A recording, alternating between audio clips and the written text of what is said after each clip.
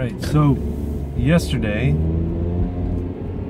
Sunday, I watched the debates that went on at Politicon 2017. First one was between Ann Coulter and Ann Kasparian, moderated by some guy I've seen on MSNBC before called Toure.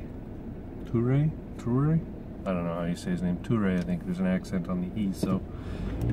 Anyway, and then later in the day there was a debate between Ben Shapiro and Cenk Uyger, I think is how you say his name.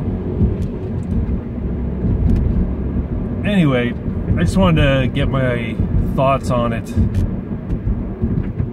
out there.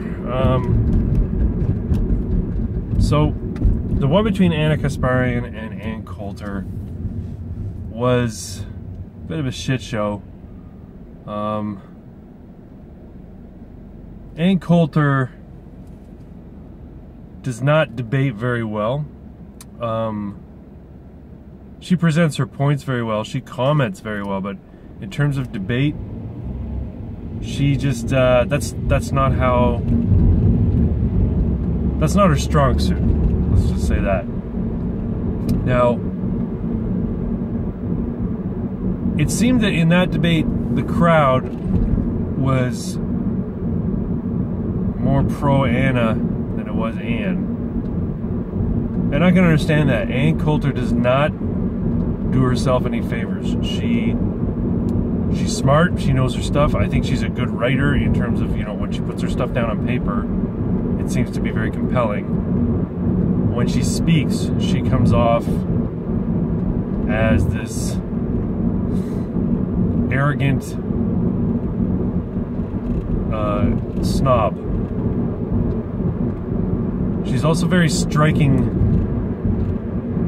physically in her appearance. She's tall, she's very thin, almost skeletal in her appearance. So that doesn't help her at all either. I mean, that's not her fault. There's nothing you can do about that.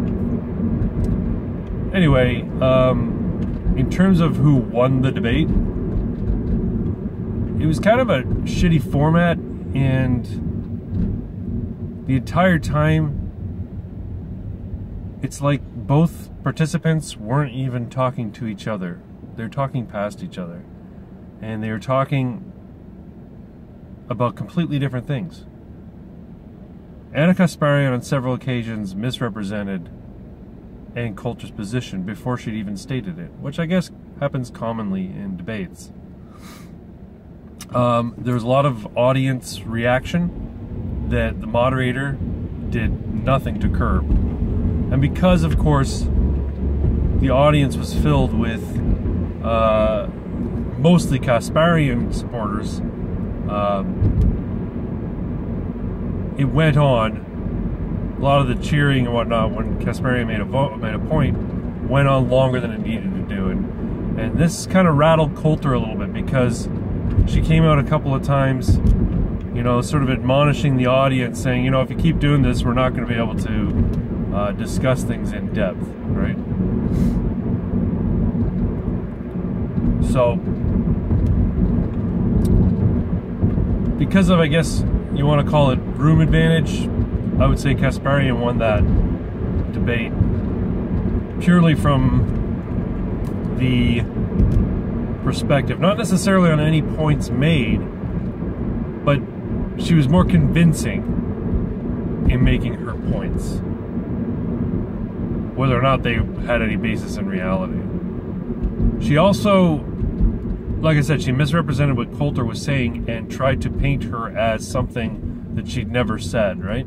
And I was reading a quick review of the debate that was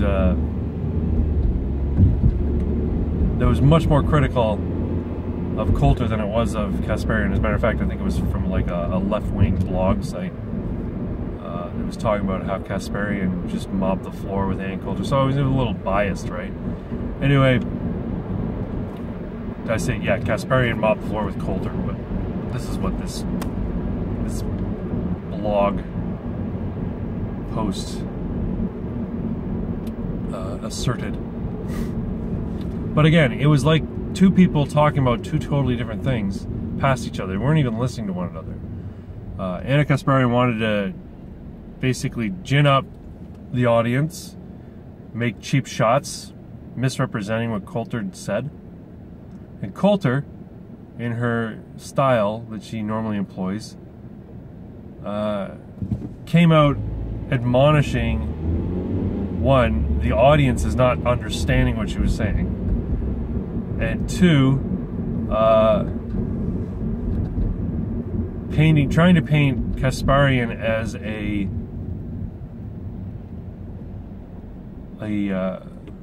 useful idiot of communists, like a rube, which is a charge that's often laid at leftists, that they are useful idiots.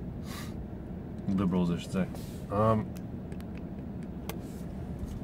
So altogether, the first debate, the one that I first watched between Kasparian and Coulter, I wasn't super happy with how it was run, and I wasn't super happy by the result. But again, it wasn't the main event. It was the undercard. Right? The main event was Ben Shapiro versus Cenk Uyger. And it's almost like a reverse of what happened in the previous event. Cenk Uyger was the guy who was admonishing and insulting the audience. And I mean, whereas, Coulter was a little bit, schoolmarmish, and, if you guys keep cheering, then we're not going to be able to get to very many questions. Cenk Uyger out and out called the audience uneducated, and several times, asked them to use Google, look it up, when they would jeer at him for, making a point that anybody who's watched a handful of PragerU videos knows have been debunked. I'll get to more specific ones in a minute. But he comes out, the audience for Ben Shapiro, Cenk Uyger's debate was much more, it sounded anyway by the cheers, much more pro-Shapiro than they were Cenk. And again, I hold that up to style. I don't think Cenk is as popular, mainly because of, one, his argument style and his presentation style. Plus, like Coulter has a problem with her appearance, Cenk has a problem with his appearance. He's called the water buffalo for a reason.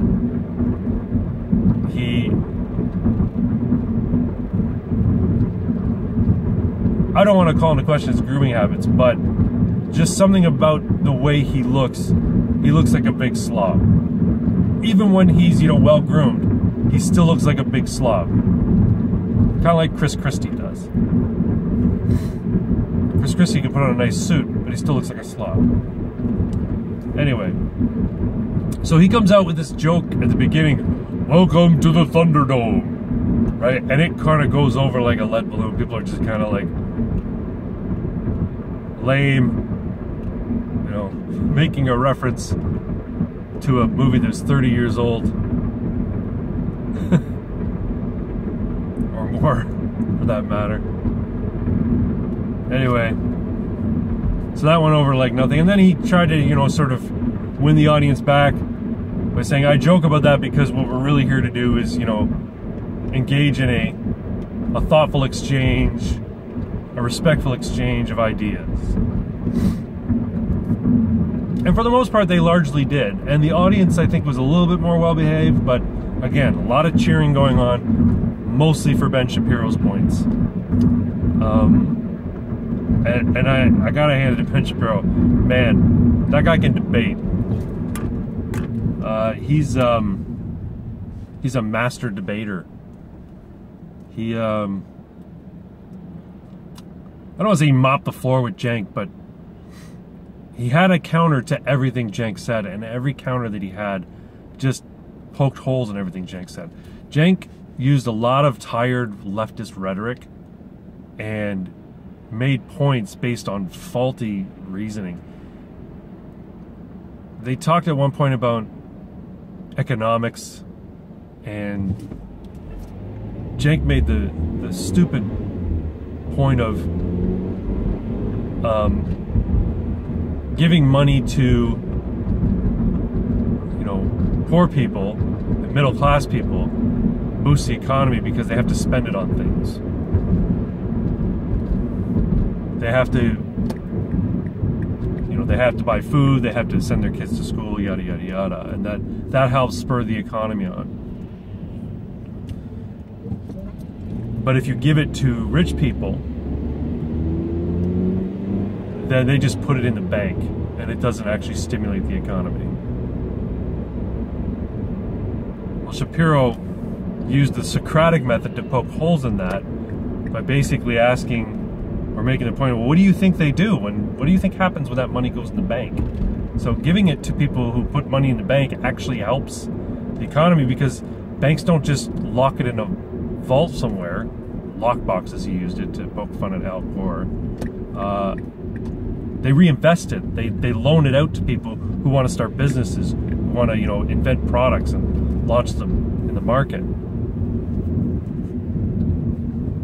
And Cenk tried to counter with the whole, yeah, or they just invest in, you know, derivatives and tank the economy. To which Ben countered, yeah, which is why we need to get government, we need to get, you know, money out of government in terms of, you know, people buying or cronyism in government, corporate cronyism in government. So in that sense, I guess they're on the same page, but they disagree on what's at fault. Shapiro's point is the government, empowering the government, giving them that much power is the problem, because they will be corrupted by those people with money.